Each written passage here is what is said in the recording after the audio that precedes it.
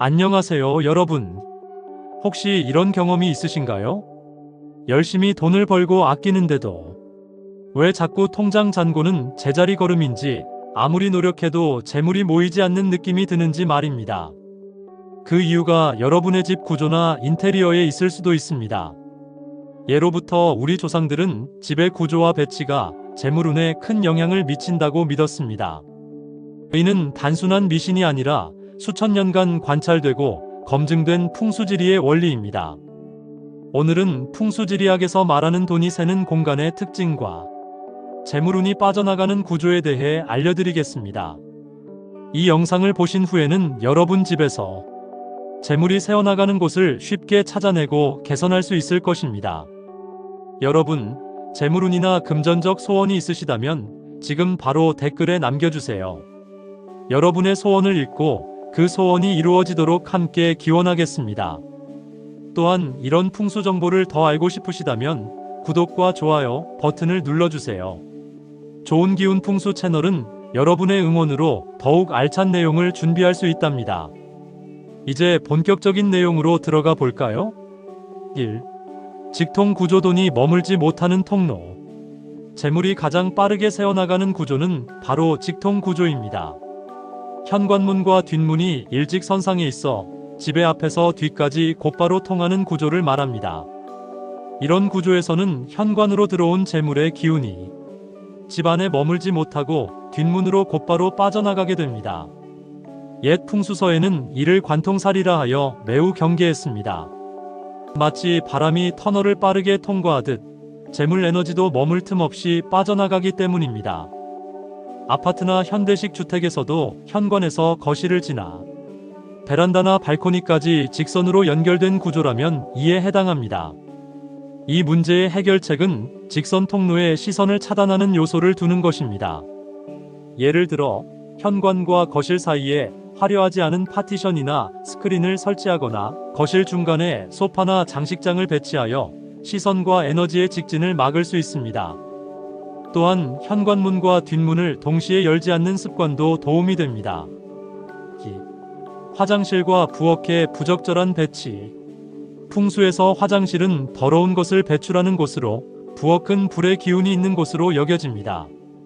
이 두 공간이 잘못 배치되면 재물운에 악영향을 미칠 수 있습니다.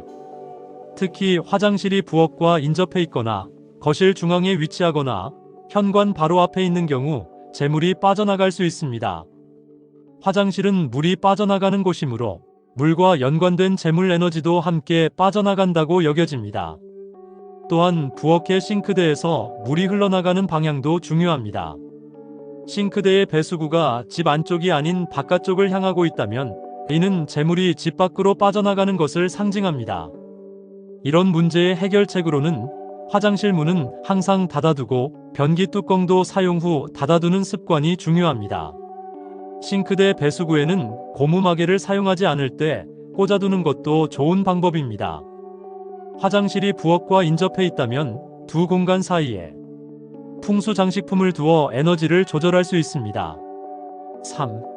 계단과 침대의 위험한 관계. 많은 사람들이 간과하는 부분 중 하나가 계단과 침대의 위치 관계입니다. 특히 2층 이상의 주택에서 1층 계단 아래에 침대나 소파가 위치하는 경우 재물운이 심각하게 저하될 수 있습니다. 계단은 에너지가 강하게 흐르는 통로로 계단 아래 공간은 풍수적으로 압박받는 공간이 됩니다. 이런 곳에 오래 머물거나 잠을 자면 재물 에너지가 불안정해지고 소모적인 지출이 늘어날 수 있습니다. 마찬가지로 침대 위로 들보가 지나가는 구조도 피해야 합니다. 들보는 무거운 기운을 내리누르는 역할을 하여 아래에 있는 사람의 에너지를 억압한다고 여겨집니다. 이런 문제는 가구 배치 변경으로 해결할 수 있습니다. 계단 아래에는 침대나 소파 대신 수납장이나 자주 사용하지 않는 가구를 두는 것이 좋습니다. 들보 아래에 침대를 두어야 한다면 천장에 붉은색 천이나 밝은 색상의 장식을 달아 무거운 기운을 중화시킬 수 있습니다. 4. 누수와 깨진 물건. 보이지 않는 재물 유출. 집안에 누수가 있거나 깨진 물건이 방치된 경우 이는 재물이 새어나가는 것을 상징합니다. 특히 누수는 직접적으로 물이 새는 것으로 풍수에서 물은 재물과 밀접한 관련이 있어 매우 중요하게 여겨집니다. 싱크대, 욕조, 화장실, 수도관 등에서의 누수는 모두 재물이 조금씩 빠져나가는 것을 의미합니다. 마찬가지로 깨진 거울, 그릇, 유리창 등도 완전함의 파괴를 상징하여 재물운에 부정적 영향을 미칩니다. 이 문제의 해결책은 간단합니다. 모든 누수는 즉시 수리하고 깨진 물건은 즉시 버리거나 고치는 것이 좋습니다.